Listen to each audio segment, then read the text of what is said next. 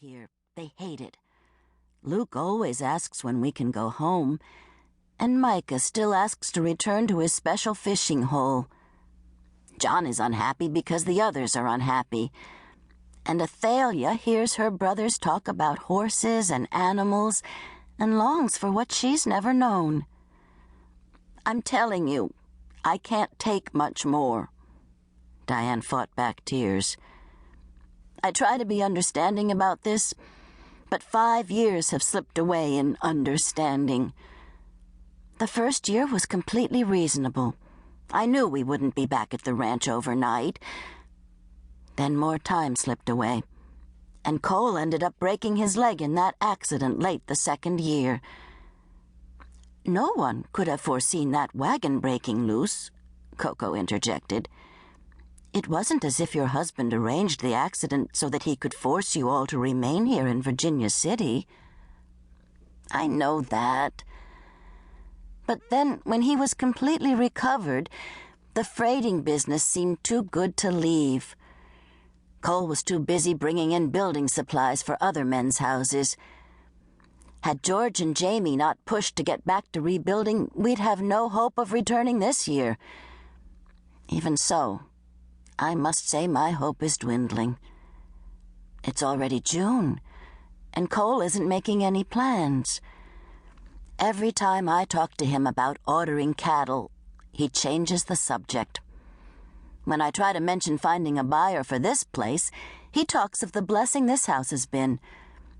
When I talk of purchasing a herd, he tells me we haven't the time to both build and restore the ranch and tend cattle. And he's right, Coco said softly. About the house, anyway. It has been a blessing. Where would any of us have been without it? Then, too, how would we have cared for livestock and focused on building the cabins and barns? Melodious sounds drifted out the open parlor window.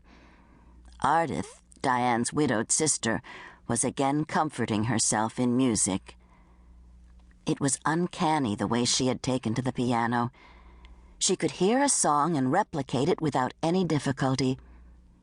Seeing her interest, Dianne had found Ardith a teacher, but Ardith had soon surpassed the woman. Once she'd learned to read music, there was no stopping Ardith in her determination to learn. This house has been a blessing. It's given us time, Coco said softly. Time to heal and time to renew. Dianne thought back to their descent upon the small city.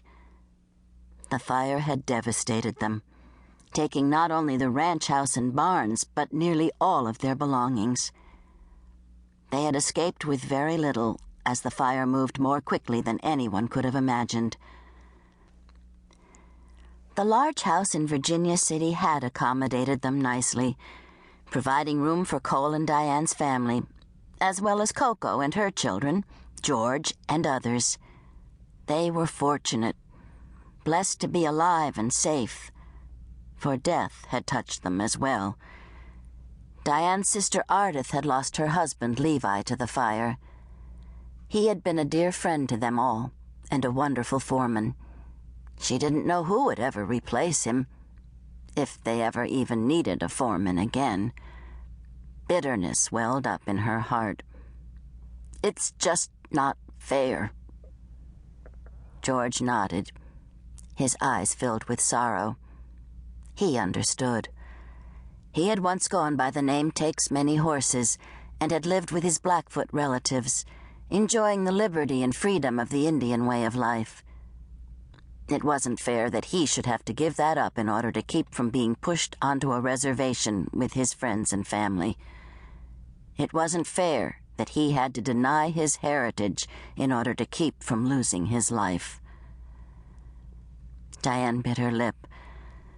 Ardith's sorrowful serenade was causing Diane's spirits to sink even lower. I thought music was supposed to soothe and comfort. But comfort had deserted her long ago. We have to trust that God knows what's best for each of us, Coco said.